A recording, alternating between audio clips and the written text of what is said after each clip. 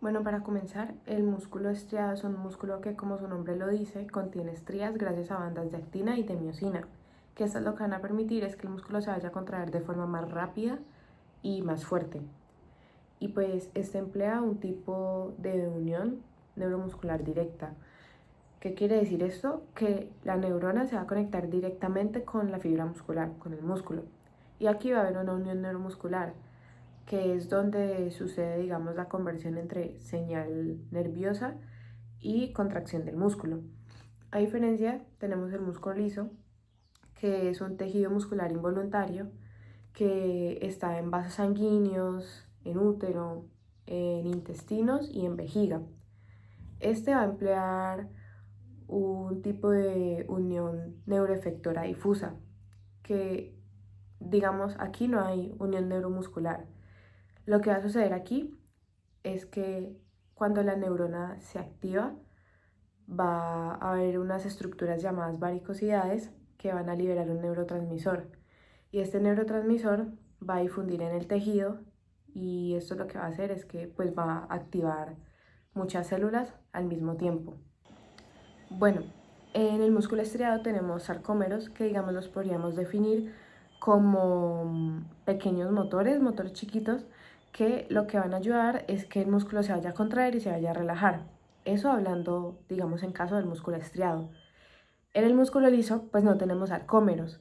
Precisamente por eso es liso, porque los sarcómeros le van a dar pues el aspecto estriado al músculo estriado. Y pues pese a no tener sarcómeros, el músculo liso sí tiene actina y tiene miosina, pero pues está organizada de forma diferente en los cuerpos densos, que son puntos de anclaje de donde sale filamentos de actina y pues entre estos filamentos de actina hay miosina. Bueno, las caviolas son invaginaciones de sarcolema que son ricas en esfingolípidos, en colesterol y en proteínas. Y digamos que las caviolas van a cumplir la misma función que los túbulos T en el músculo estriado, ya que pues estas van a contener canales de calcio y van a tener proteínas.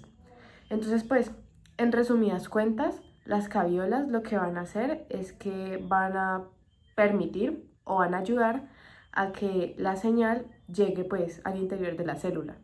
La contracción entre la miosina y la actina se da de forma entrecruzada y oblicua, ya que la actina está conectada a los cuerpos densos y la miosina está entre los filamentos de la actina, por lo que la miosina va a empujar a esa actina y esta va a hacer que los cuerpos densos se acerquen.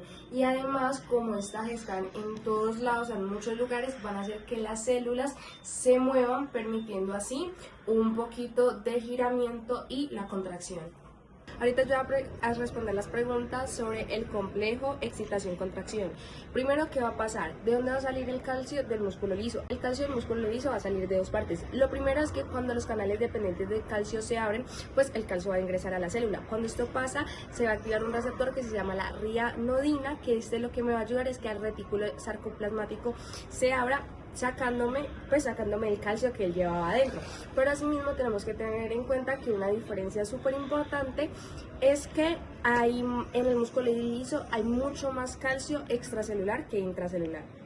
Ahorita voy a hablar de los receptores de cada músculo, del músculo esquelético y el liso. El músculo esquelético lo que va a hacer es lo siguiente: cuando se me entra el calcio, este se va a unir a una proteína llamada troponina C, que van a formar este complejo calcio-troponina, van a activar a algo que se llama la tropomiosina, y esa tropomiosina está encima de la miosina, y lo que va a hacer ese complejo es que la quite para que la miosina pueda unirse a la actina, y cuando estas se unan pues inicia el proceso de contracción.